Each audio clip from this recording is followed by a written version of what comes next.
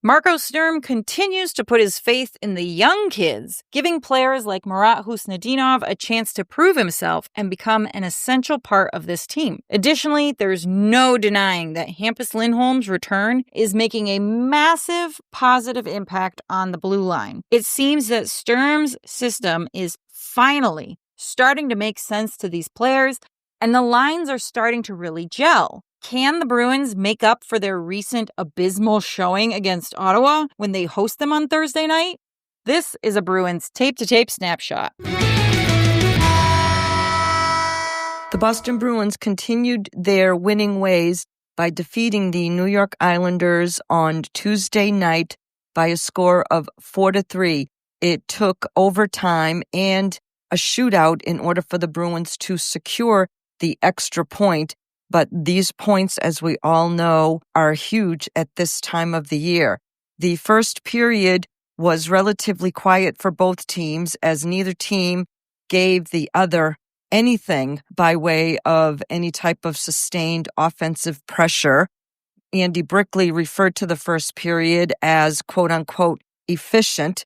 Some of us might say it might have been a little bit boring, but be that as it may, the second period was worth the price of admission, as most of the scoring occurred in that second period with the teams trading tallies. But what got my juices flowing was Nikita Zadorov welcoming Matthew Schaefer to the NHL when he and the young phenom got into a bit of a scrum in the Bruins' end, which drew the attention, and rightfully so, of Matthew Schaefer's teammates on the Islanders. And frankly, I'm here for it with that type of hockey. That's the kind of hockey that I expect to see from the Bruins defenseman that carries the likes of Nikita Zadorov and Charlie McAvoy and Hampus Lindholm. So I had no problem with Zadorov sending a bit of a message to the young man saying, you want to dance and dangle in our own end?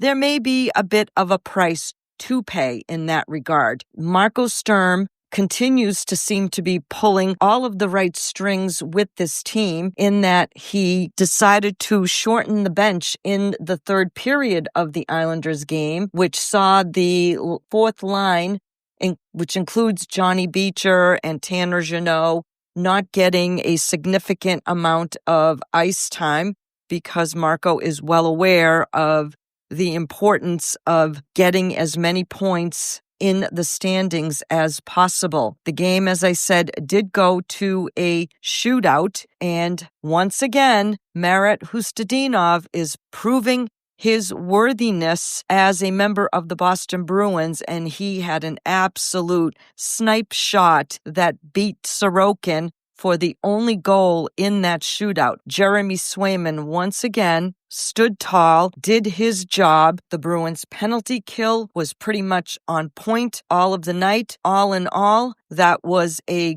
good win. And just a piece of advice for Wes McCauley, sir, it may be time for you to consider retiring your whistle, as there were numerous questionable penalty calls on both sides during the course of that game, and then blatant calls that were ignored. So, Wes, I don't know what you were watching during that game against the Islanders and the Bruins, but you might want to take a look at the game film. Boston didn't get to face their former goalie Linus Ullmark in their last matchup on October 27th. He's not had the best of starts either. But then again, the Senators are still working on improving their on-ice product. The Sens are currently maintaining a -5 goal differential, while their captain Brady Tkachuk continues to be out on IR. That being said, Boston lost 7-2 in their previous outing, and all the usual suspects from Ottawa were to blame. At 5-on-5, Shane Pinto and Drake Batherson are quite troublesome. And let's not forget about the league's most beloved diver, Tim Stützle, who not only has the ability to fool every ref out there, but he can also score. Along with Pinto and Cousins, Stützle leads the team in goals with 8, 6, and 6 respectively. Since playing against Boston, Ottawa has had a regulation loss, a shootout win, and an overtime loss. The Bees better take advantage of the chaos currently surrounding this Senators team. Among starting goalies, as in those who have played at least 9 games so far, Ullmark is dead last with his 3.41 goals against average and last in save percentage with an .861. Even if we look at goalies who have played 6 or more games, to include Korpisalo in the mix, Ullmark falls to 3rd from the bottom, well below Corpy's .882 save percentage and 3.49 goals against average, and Swayman's 3.10 goals against average and .897 save percentage. Whatever the reason for this former Vezina winner's tough start, if Boston can take advantage and actually play defensively, this could end up a more evenly matched game than the last time. Make sure you rate and review the podcast to help us reach more listeners, and tune in weekly to our full podcast available on Apple, Spotify, YouTube, and all podcast platforms.